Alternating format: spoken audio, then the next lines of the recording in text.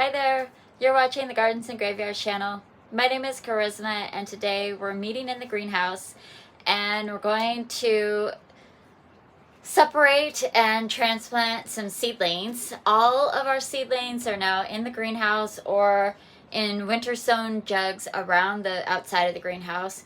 We've been opening the greenhouse door on nice days and letting that fresh air come through here and kind of a little bit harden off the seedlings that are in here. This greenhouse is not heated at all, so it's just like a little bit warmer because of the insulation, but it's not, like warm in here for the plants. And so they'll get hardened off quicker that way. We're not ready to plant these out for probably another month. And some of them are getting quite thick in their cell packs and they're drying out super quick and it's hard to keep them moist. So I want to put them in bigger cell packs or 4-inch containers so that they have room to grow, more airflow, and room for their roots to grow as well, and then hopefully hold on to a little bit more moisture over the next 6 weeks or so before we put them out in the garden. So I'm going to turn the camera around, I'll show you what we're looking at, and then we'll get started with planting. I just have a everyday soil mix now. We'll mix in some plant tone, not as heavy as maybe in the garden, but just a little bit of slow release fertilizer to just give them that little bit of boost of nutrition and pump up their growing. I have been fertilizing them with houseplant food, like every third or fourth watering. But with the slow release fertilizer in there, I'm just going to use this plant tone in there. It'll just kind of give them a little bit more of an extension. And then let's just hope that there's enough room on this bench for all these seedlings that I decided to grow this year. Okay, so these are all of the seedlings that we have going on in here. The squash are doing pretty good. Looks like I lost one right here, which is fine. These are not proven winter squash. They're just in proven winter containers because I have a ton of these containers. But those will be fine. I don't need to transplant those. These are the Lysianthus that did not come up, and I've given up on trying to wait for them. These two little seedlings right there have been that exact same size for 3 weeks, which is driving me insane. I might possibly try to put those in one container by themselves and use this tray to bump up some of these smaller trays. I have a few California poppies. They do not like to be transplanted, so I think I will just leave them in there, but maybe use some of the empty slots to put some other things in just to consolidate. Then over here we have some good growth. So this is amaranth, and it needs to be divided. There's like 2 or 3 in each cell. And then, but they could just go into like the one next to it or something like that. And then this over here is straw flower, which can go up a size. These are pincushion flowers, and they can go up probably into 4-inch containers. And then we have Celine, which can just get divided. And then we have safflowers, which can be bumped up into a bigger container. Some of these I will not be transplanting out. They're just still little, but I might consolidate them a little if I can. These are the chocolate flowers and the hollyhocks that we divided a couple of weeks ago, maybe like 4 weeks ago. And they're doing okay. I'm not worried about bumping those up. I think they're just fine. This whole tray is still pretty small, so I don't think I'll be doing anything with this tray. But then I have this group of larkspur, and you can see these ones close to the window here kind of got fried when they got dried out. So that's what's kind of inspiring me to get these guys into a bigger container and separate them out. Some of these have multiple seeds in there. This little seed, this little cell has 4 seedlings in it anyway, so we're just gonna get through them and make some adjustments here so they'll be a little bit happier. I have just a stack of 6-packs, a stack of 4-inch containers. Got a couple of like individual guys. For some reason I have this 4-pack. It's like the same size as those, but anyhow, we just got a variety of things, and we have more in the back if we need more. Again, soil, I'll just add a little plant tone and then we'll get to it.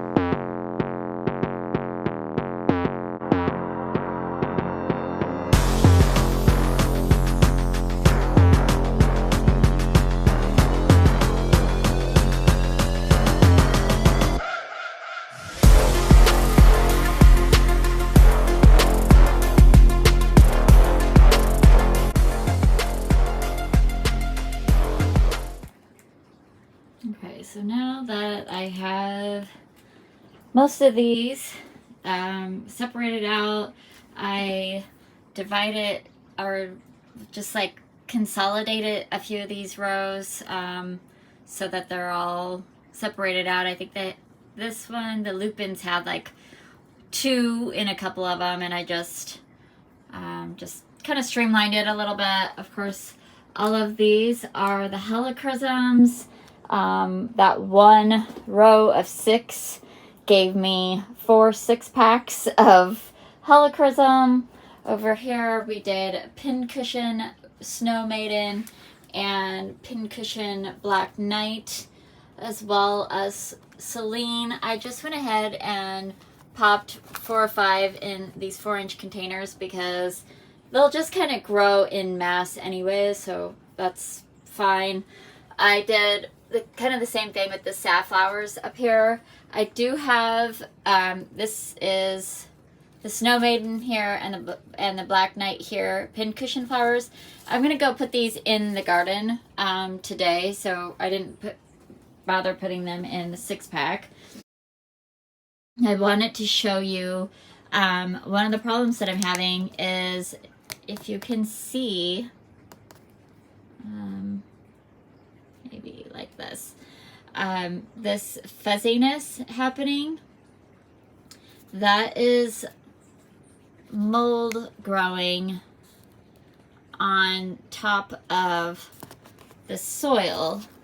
And this one is my homemade wicking mat under there. I had the same problem in this tray, which, let me get these out of the way.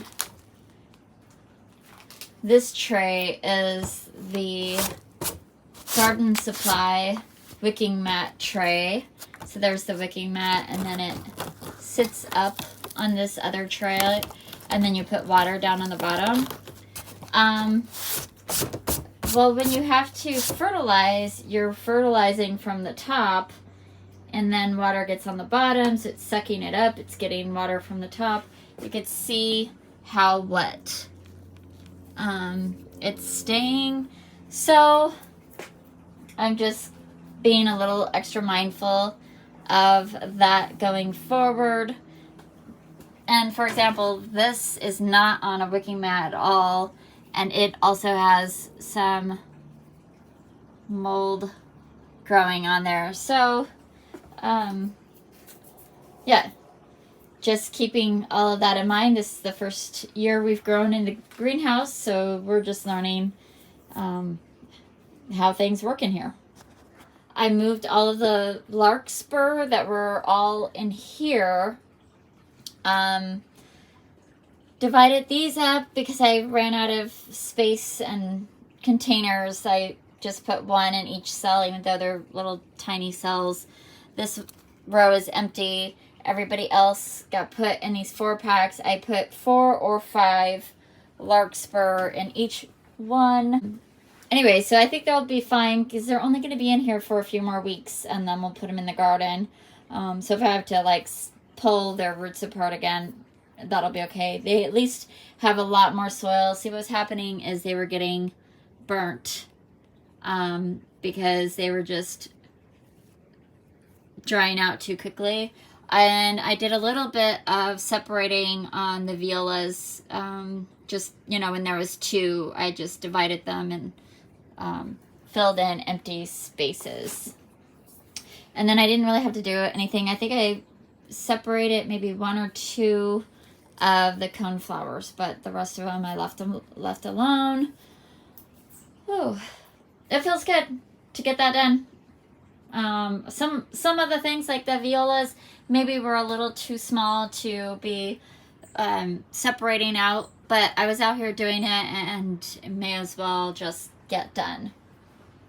I am done with that project. I need to put vermiculite on top of everything, hopefully to help cut down on some of the mold issues, water everybody. And I have to say, using my hose link in the greenhouse is so amazing. Rather than filling up a watering container over and over and over again. Which I do when I have to fertilize.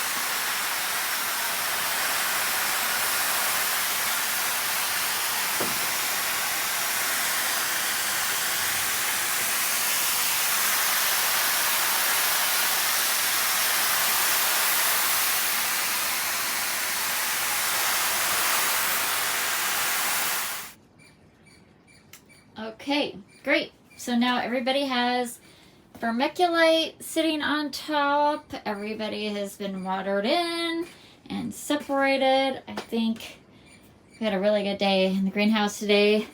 It's also rained off and on while I was in here doing this, which has been such a joy and pleasure to have this beautiful greenhouse in our garden now, so I can do fun spring projects, be in the, you know, the sunlight and the fresh air and not be uncomfortable because I don't have to run in and out from the rain, at least doing these projects anyways.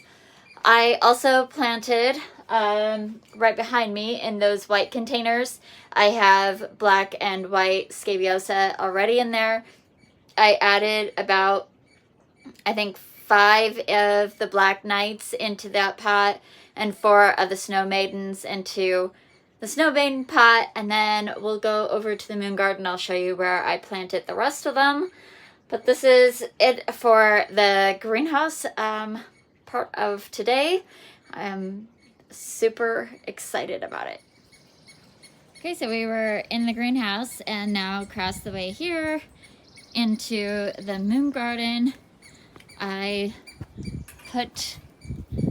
just alternated between black and white, and we put fresh soil in there and some plant tone, and planted these scabiosas, and then the rest of this empty pocket here will be Mini Vista Whites, a super tunia from Proven Winners. And that's our first moon garden planting for the year. We do have some snapdragons that overwintered and looking okay. These ones can get removed.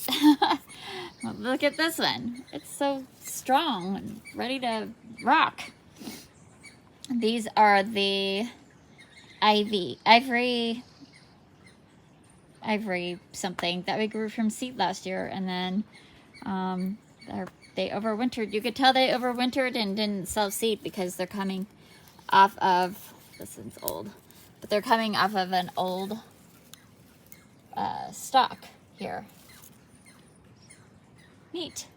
Well, that does it for today. There's some empty pockets in there that I might be able to pop a few seeds in that failed. I had some calendula that got fried in the windowsill,